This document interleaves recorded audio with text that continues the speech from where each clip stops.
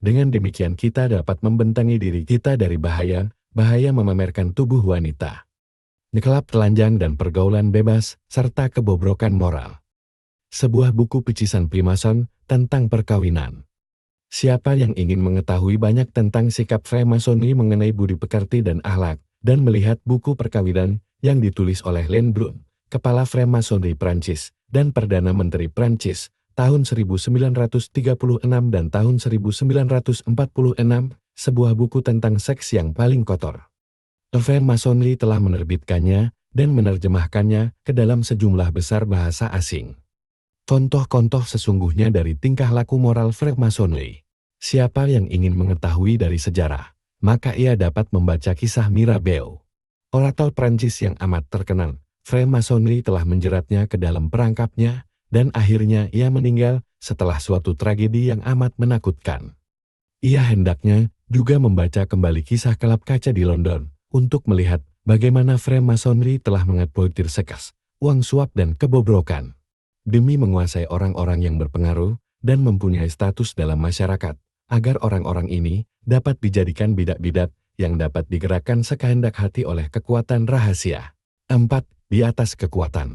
Dakwaan Freemasonry. Orang yang mengikuti sejarah Freemasonry akan dapat memperhatikan bahwa tutupnya yang halus itu yang dipenuhi oleh sulaman huruf-huruf yang menyeru agar orang menghormati tanah air dan politiknya.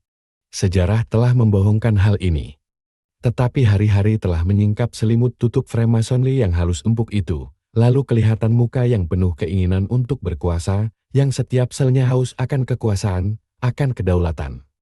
Dia tidak akan pernah merasa puas selain kalau telah melihat bahwa pemerintah-pemerintah dan negara-negara telah jatuh menjadi alat permainan di tangan pemerintahan rahasia, yaitu pemerintahan Majelis Alam Semesta Raya.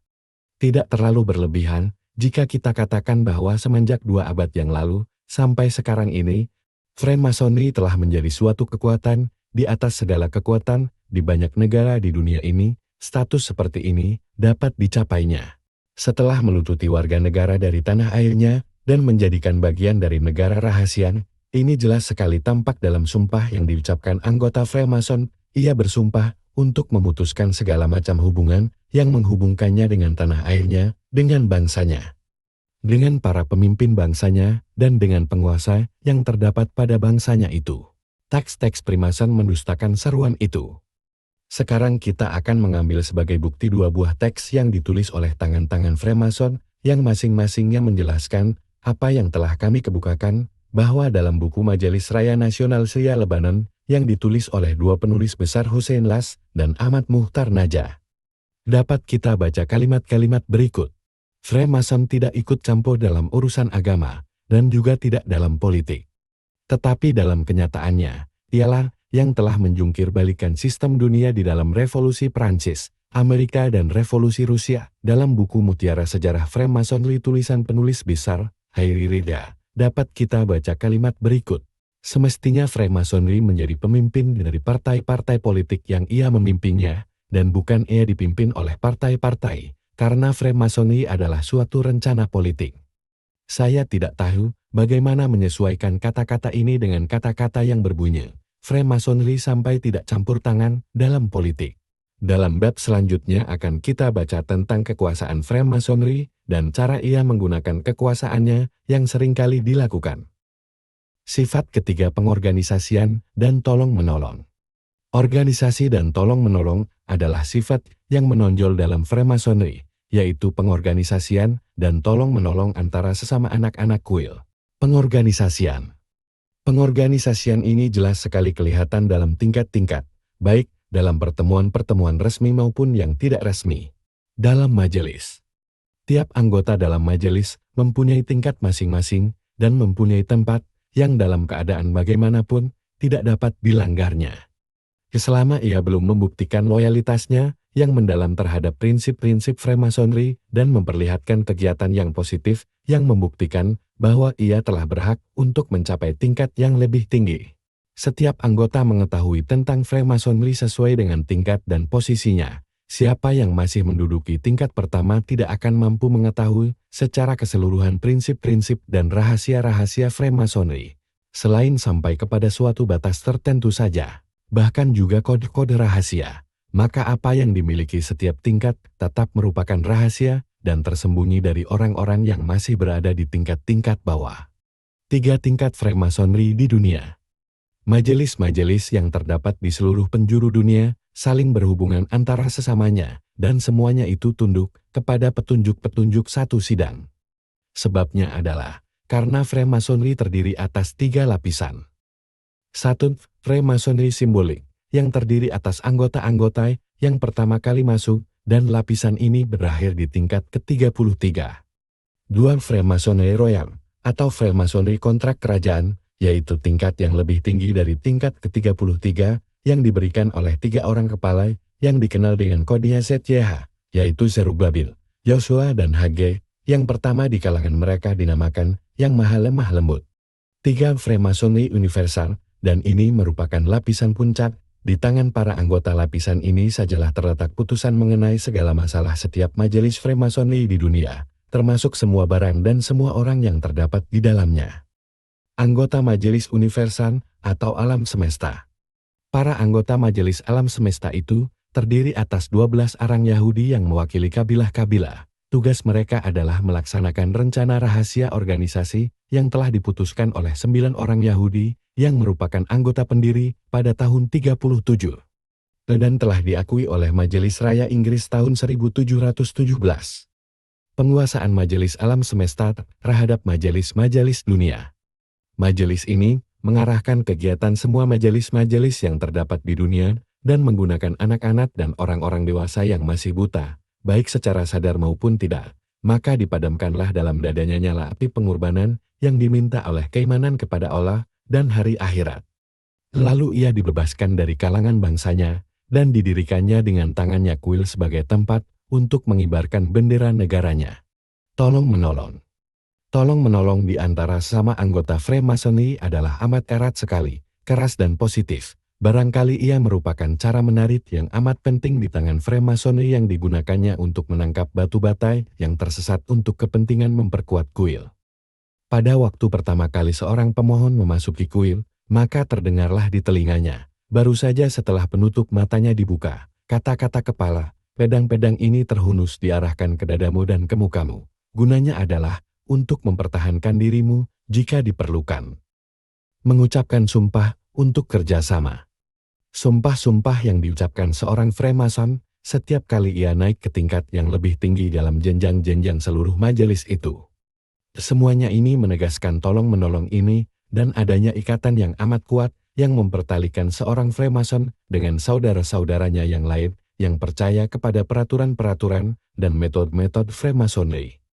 Malah seorang Freemason bersumpah untuk menjadikan saudara-saudaranya sesama anggota Freemasonry di atas segala pertimbangan lainnya dan di atas dari segala bentuk persaudaraan yang lain. Segala sesuatunya adalah di bawah persaudaraan Freemasonry. Segala apapun dalam pandangan seorang Freemason dalam kepentingannya berada di bawah persaudaraan Freemasonry. Segala yang ada itu termasuk agama, tanah air ibu, bapak, suami, istri, anak-anak, dan semua nilai. Semuanya ini dalam skala kepentingannya berada di bawah kepentingan persaudaraan Freemasonry. Untuk seorang Freemason mengucapkan sumpah yang berat-berat, sebagaimana telah kita lihat sebelumnya. Karena itu seorang Freemason mengorbankan segala nilai walau bagaimanapun tingginya nilai itu, demi menolong saudaranya sesama anggota Freemasonry. Seorang hakim akan mengkhianati hati nuraninya dan kemuliaan jabatannya. Polisi akan mengorbankan kemuliaan jabatannya. Demikian pula dokter, prajurit, pegawai. Semuanya akan menghancurkan segala nilai, kesusilaan dan kewajiban demi menolong saudaranya sesama anggota Freemasonry. Dalam buku-buku catatan Freemasonry banyak terdapat gambaran-gambaran di mana mereka merasa amat bangga karena tolong-menolong ini. Sekarang ini baiklah kami kemukakan suatu gambaran baru yang amat sedikit diketahui orang. Gambaran ini dapat dijadikan sebagai bahan perbandingan. Peristiwa yang benar-benar terjadi. Presiden Republik Dahomey di Afrika, Tuan Kriko, menyadari bahwa istrinya, seorang anggota Freemason, dan Borno, seorang ahli hukum yang juga anggota Freemasonry, telah bersekongkol untuk membunuhnya dan melakukan penggulingan kekuasaan terhadap pemerintahan yang berkuasa. Hal ini dilakukannya untuk melaksanakan perintah Freemasonry. Dalam hal ini, kedua orang itu dibantu oleh Menteri Dalam Negeri. Lalu Presiden menangkap semua orang ini dan membubarkan semua sidang Freemasonry yang terdapat di negaranya. Istrinya dan menteri itu dihukum mati. Sedangkan Borno berpura-pura sakit. Ia lalu memanggil seorang dokter untuk memeriksanya. Dokter ini juga seorang anggota Freemasonry. Ia mengumumkan bahwa penyakit Borno itu amat berbahaya dan harus dilakukan operasi secepat mungkin. Hal itu terjadi dengan disaksikan oleh perwakilan Palang Merah Internasional. Lalu Borno dimasukkan ke dalam rumah sakit. Lalu dengan diam-diam ia melarikan diri dari rumah sakit itu dengan menggunakan sebuah mobil diplomat menuju ke kota Luni, ibu kota Togo, yang menjadi pusat Freemasonry untuk seluruh Afrika. Setelah itu, ia melanjutkan perjalanannya ke Eropa. Dan kemudian diangkat sebagai wakil salah satu badan PBB di Dakar, ibu kota Senegal. Jadi, istri berkhianat kepada suaminya, seorang menteri berkhianat kepada presidennya, seorang dokter berkhianat kepada profesinya dan berdusta, semuanya itu dianggap sebagai tindakan yang gampang saja untuk kepentingan tolong-menolong Freemasonry. Ini bukanlah suatu hal yang diada-adakan saja. Apa yang terdapat dalam kontrak royal perjanjian kerajaan? Dalam kontrak royal 19,92 tersebut seperti ini. Kamu berkewajiban mempertahankan saudaramu, sekalipun ia melakukan sesuatu yang tidak baik, sehingga seluruh dunia dapat mengetahui sampai kemana tingkat kasih sayang yang jujur dan mendalam yang terdapat dalam hati yang pembangun bahas Freemasonry antara yang satu dengan yang lainnya. Seorang Freemason tidak boleh mencela saudaranya di depan orang lain. Di antara manifestasi tolong-menolong ini adalah bahwa seorang Freemason tidak boleh mencela saudaranya sesama Freemason di depan orang lain.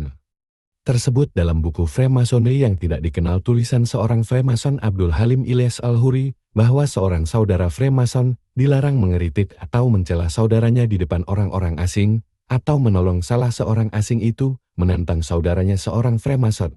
Halaman 7. Hasil tolong-menolong dan pengorganisasian. Sebagai hasil dari pengorganisasian dan tolong-menolong ini, maka Freemasonry telah dapat hidup dalam waktu berabad-abad ini, dan bayang-bayang gagasan-gagasannya yang penuh dosa itu telah membayangi banyak sekali bagian dunia, seperti dapat kita lihat nanti dalam suatu bab tersendiri. Dalam halaman 202 dari kontrak royal perjanjian kerajaan tersebut, hasil-hasil yang dapat dicapai karena tolong-menolong dan loyalitas. Setelah itu disebutkan bahwa inilah faktor-faktor yang menyebabkan lestarinya dan kuatnya sistem pembangunan bebas Freemasonry sehingga ia dapat menguasai kerajaan-kerajaan yang kuat.